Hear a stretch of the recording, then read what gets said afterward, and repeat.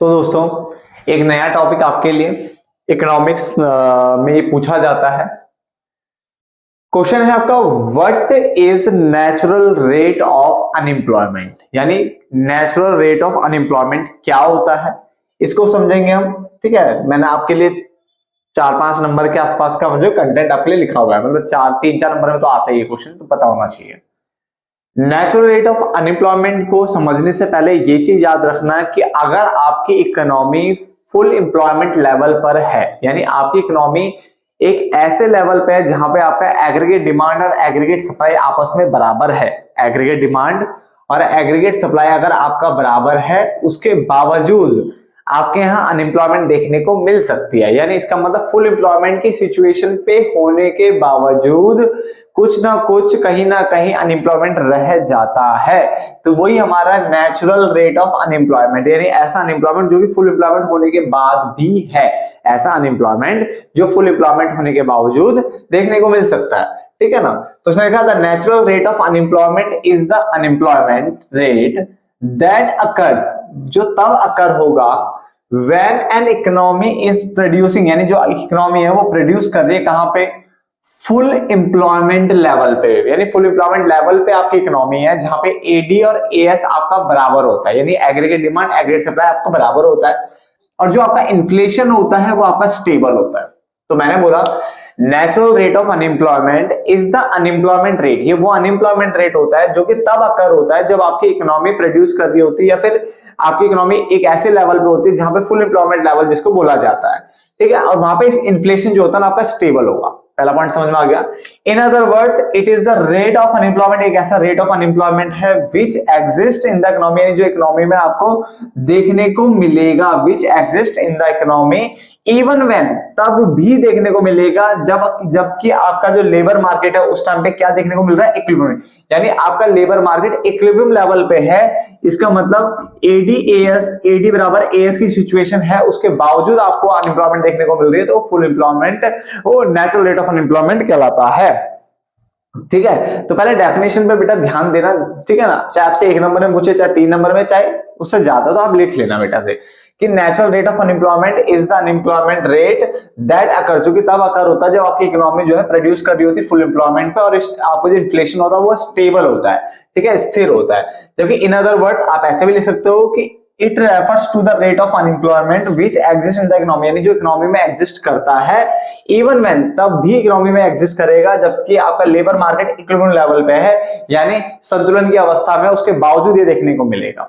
ठीक है ना, चलो इसका मतलब ये हम ये बोल सकते हैं कि unemployment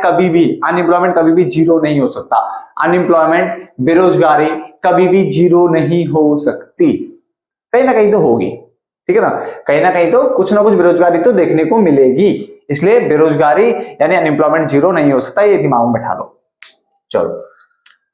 natural rate of unemployment occurs due to, ये किसके कारण अकर होता है, तो अकर होता है 3 तरीके हैं, 3 फैक्टर जिनके कारण ये अकर होता है। पहला स्ट्रक्चरल चेंज के कारण, आप स्ट्रक्चरल चेंज लिख लो या स्ट्रक्चरल अनएम्प्लॉयमेंट लिख लो। तो स्ट्रक्चरल अनएम्प्लॉयमेंट मैंने थोड़ा शॉर्ट में लिखा है, ज्यादा डीप नहीं लिखा, कि structural employment it is the unemployment that, ये वो अनएम्प्लॉयमेंट होता है that result from long term decline, यानी जब आपकी इंडस्ट्रीज जो है लॉन्ग टर्म डिक्लाइन कर रही होती है तो उसके स्ट्रक्चर में चेंजेस आते हैं, उसके ढांचे में चेंज आता है, तो वही आपका स्ट्रक्चरल अनएम्प्लॉयमेंट है। और या फिर ये बोल सकते हो mismatch between skill of the workers and the requirement of the available jobs, यानी जॉब के रिक्वायरमेंट कुछ है और आपकी स्किल कुछ है, तो भाई आप कैसे काम कर पाओगे, मिसमैच हो जाएगा, तो उससे भी देखने को मिल सकता है। और या फिर टेक्नोलॉजी में ही चेंज हो गया, अब टेक्नोलॉजी चेंज हो चुकी है, आपको टेक्नोलॉजी समझ नहीं आ रही, तो आप कैसे काम कर लोगे। तो इसका मतलब ऑर्गेनाइजेशन के स्ट्रक्चर में कोई चेंज आता है और उससे कोई अनएम्प्लॉयमेंट होती है, तो वो स्ट्रक्चरल अनएम्प्लॉयमेंट है। तो उसने बोला it is the unemployment that result from, जो कब देखने को मिलेगी,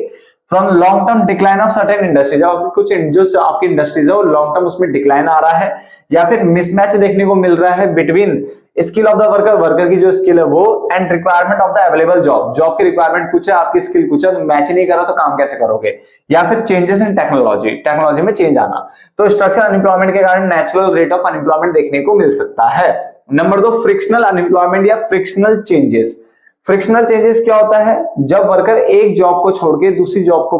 पकड़ता है तो उसके बीच में जो जितना टाइम वो खाली रहता है उसको फ्रिक्शनल बोला गया है। जैसे मान लो मेरे पास एक जॉब है, मैं दूसरी जॉब के लिए जा रहा हूँ, चाहे वो जॉब ज्यादा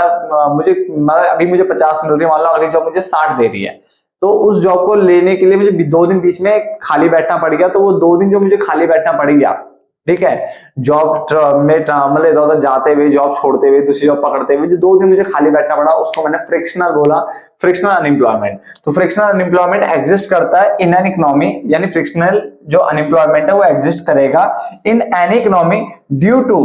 people being in the process of, किस प्रोसेस में, people moving from one job to another, यानी वो एक जॉब छोड़ के दूसरी जॉब को पकड़ रहे हैं, तो उस बीच में जो वो खाली बैठ जाता है उसे फ्रिक्शनल अनएम्प्लॉयमेंट बोला है, और इसके कारण में नेचुरल रेट ऑफ अनएम्प्लॉयमेंट देखने को मिलता है। अब बहुत सारे बच्चों के दिमाग में रहता है कि जब जॉब छोड़ेंगे तभी होगा, ऐसा नहीं है, इससे भी हो सकता है शॉर्टेज ऑफ रॉ मटेरियल। जैसे मान लो मैं जितने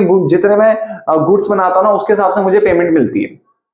अब रॉ मटेरियल नहीं आया तो मैं गुड्स नहीं बना पाया तो मुझे पैसे भी नहीं मिलेंगे, तो बेरोजगारी है, ये भी फ्रिक्शनल का पार्ट है। Shortage of